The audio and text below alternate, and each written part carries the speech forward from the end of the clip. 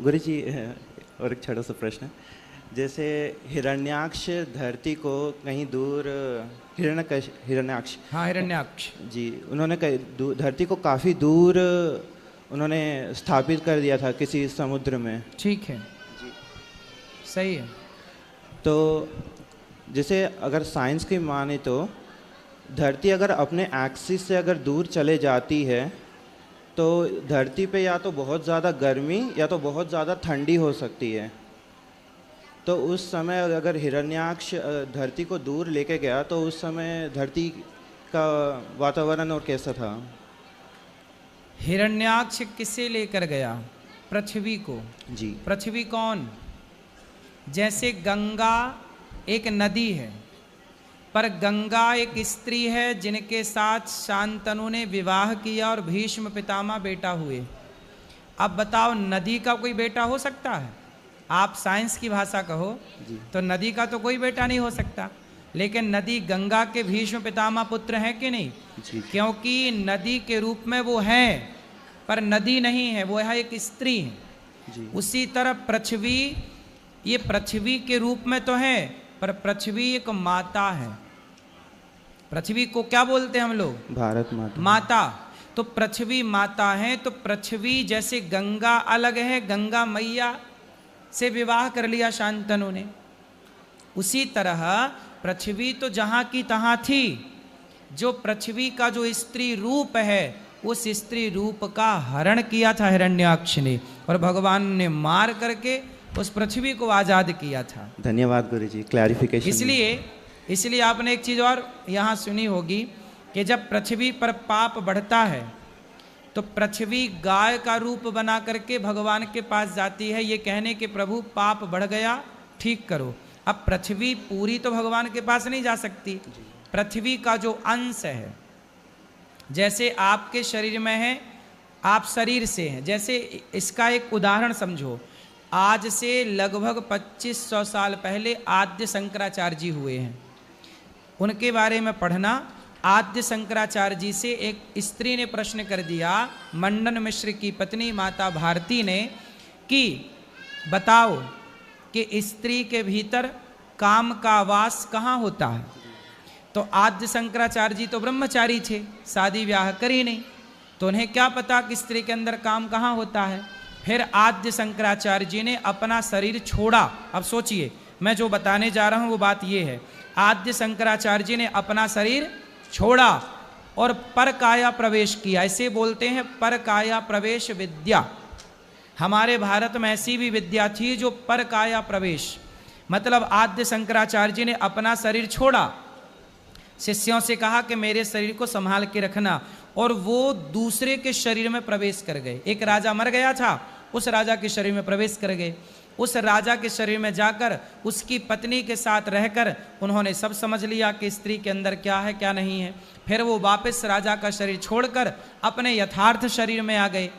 उसी तरह जैसे आद्य शंकराचार्य जी का एक शरीर पड़ा था और वो अपने शरीर को त्याग कर दूसरे शरीर में प्रवेश कर गए, ऐसे पृथ्वी तो जहां की तहां थी, पर पृथ्वी का एक शरीर निकल गया जिसे हिरण्याक्ष चुरा करके ले गया।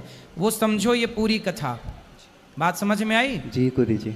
हाँ, ये परकाया प्रवेश। उसी तरह पृथ्वी अपनी जगह थी, पर पृथ्वी का जो आंशिक रूप था, जैसे रावण ने सीता को नहीं चुराया, छाया सीता को चुराया, ऐसे छाया पृथ्वी आप कह सकते हैं कि पृथ्वी का एक रूप था जिसे चुरा लिया हिरण्याक्ष ने।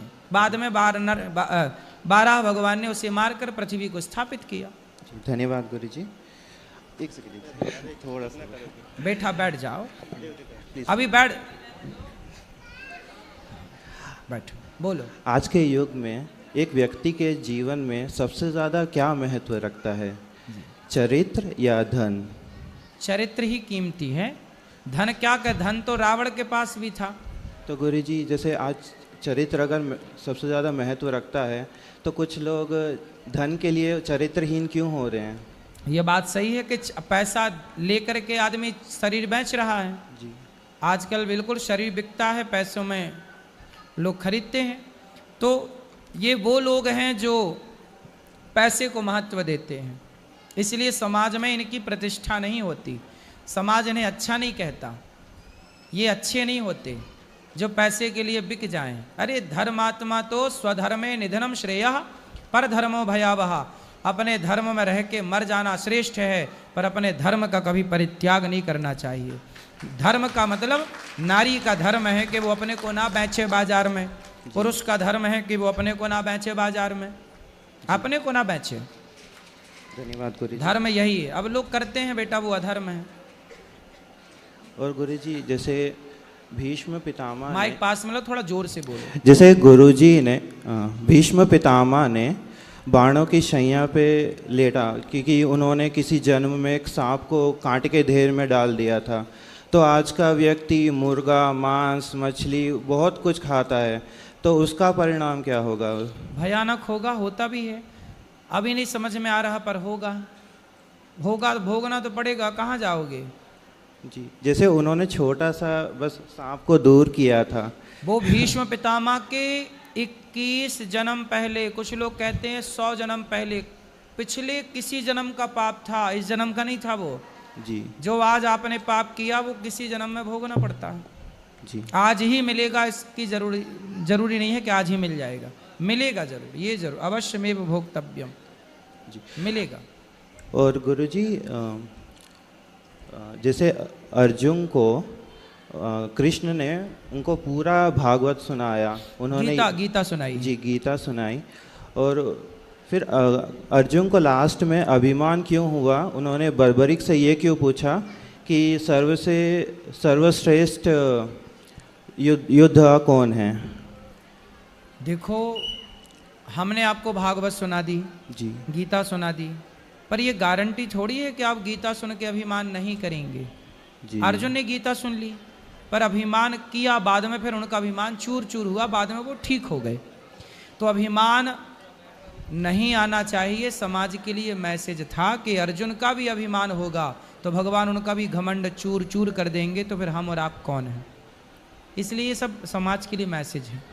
धन्यवाद गुरुजी। एक लास्ट क्वेश्चन है गुरुजी, जैसे हम आरती गाते हैं, आरती में कहते हैं पूत कपूत सुने हैं वरना माता सुनी कुमाता। तो आजकल कई माताएं शादी से पहले लिविंग में रह लेती है और एबॉर्शन करा लेती है, तो ये सब क्या है गुरुजी? गलत है ना, कलयुग है ना ये, कलयुग में ये लाइनें भी झूठी सी पड़ रही हैं।